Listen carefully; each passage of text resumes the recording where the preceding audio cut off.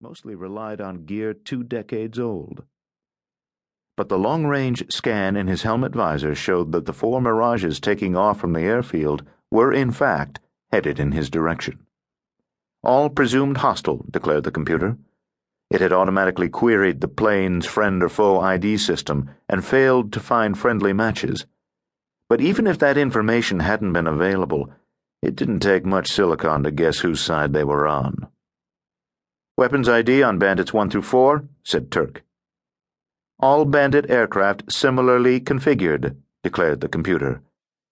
"Carrying 4 Matra Super 530F anti-air radar missiles, carrying 2 Sidewinder missiles. Sidewinder type not identified. Computing." The Matra Super missiles were medium-range radar-guided anti-aircraft weapons. While it wouldn't be fair to call them impotent, they were many years old.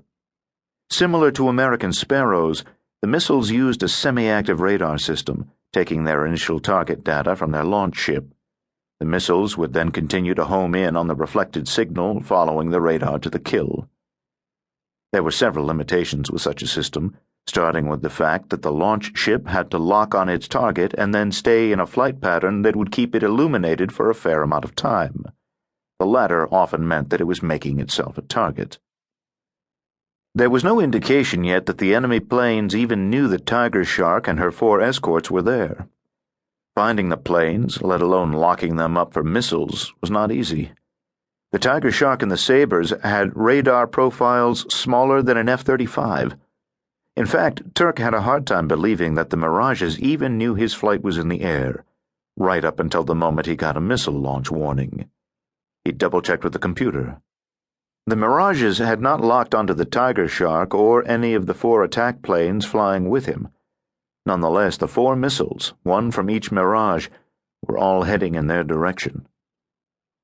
While ostensibly under his control, the 4 robot aircraft took evasive maneuvers without waiting for him to react. They dove toward the ground, making it even harder for the enemy to track them. They also altered course slightly, further diminishing the radar profile the enemy might see. While each Sabre had ECM capabilities, electronic countermeasures that could be used to confuse the enemy missiles, these remained off. Under some circumstances, using the ECMs would be counterproductive, tipping an opponent off to their presence and even showing him where the target aircraft was. The Tiger Shark's computer, meanwhile, began suggesting strategy for countering the attack. For Turk, this was the most annoying and intrusive aspect of the advanced flight system. He felt he was being lectured on what to do. The fact that the computer was inevitably right only heightened the pain. The computer suggested that he take a hard right turn, snapping onto a flight vector that would put his aircraft at a right angle to the incoming fighters. It then suggested another hard turn into them, where he would fire 4 AMRAAM pluses. Missiles away, he would head back toward the UAVs. He couldn't have drawn it up better himself. But was he allowed to shoot them down? His ROEs, rules for engagement, directed that he not fire until he found himself or other nearby allies in imminent danger.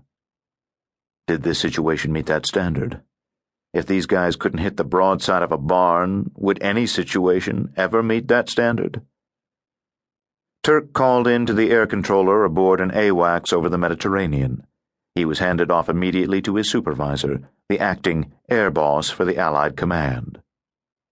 "4 hostile aircraft they have fired," said Turk. "Am I cleared to engage?" "Cleared hot," the controller replied. "We see the launch. You are in imminent danger." "Roger, copy. Tiger Shark engaging." While keeping the missiles in mind, Turk cut west to begin his attack on the planes.